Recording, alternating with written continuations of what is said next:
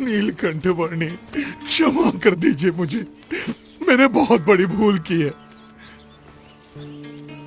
अरे पीबेक, गुरुदेव, मुझे क्षमा कर दीजिए गुरुदेव, और मुझे अपना शिष्य स्वीकार कर लीजिए।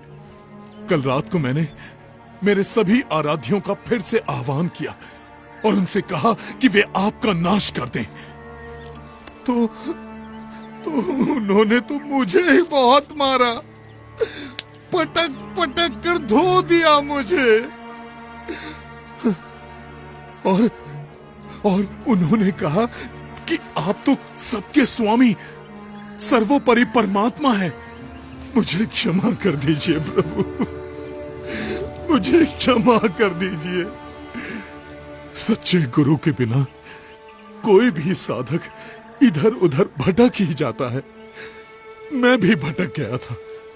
कोई बात नहीं विवेक, मार्ग से भटक जाने का अर्थ हमेशा ध्येय से भटक जाना ही नहीं होता।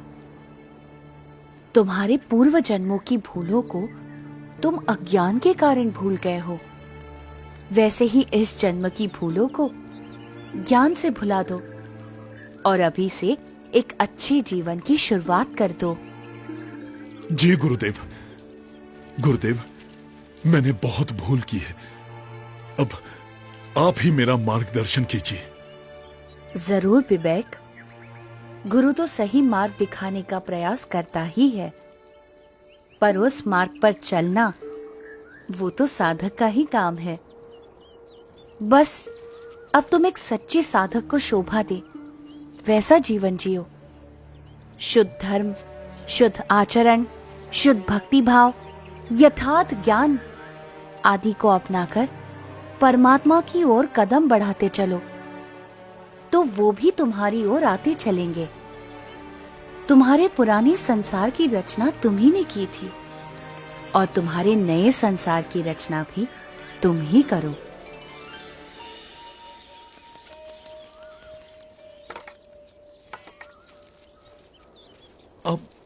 आप कहां चल दिए गुरुदेव? अब मुझे आपसे दूर नहीं होना है। जहां प्रेम है वहां दूरी कैसी?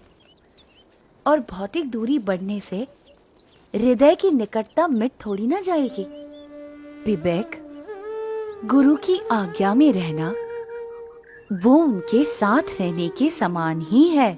जी गुरुदेव, अब मेरा शेष जीवन आपकी आज्ञा के अनुसार ही बीतेगा। तो मैं सदैव तुम्हारे साथ रहूंगा। प्रणाम गुरुदेव।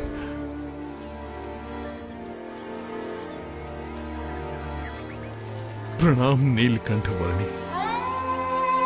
सच्चे गुरु की सच्ची संगति और उस संगति से आत्यंतिक मोक्ष की प्राप्ति, साक्षात परमात्मा की प्राप्ति, परम कल्याण के इस परम संदेश को फैलाने के लिए अपने अगले पड़ावों की ओर नीलकंठ वर्णी आगे बढ़ चले, असम के घने वनों से होते हुए।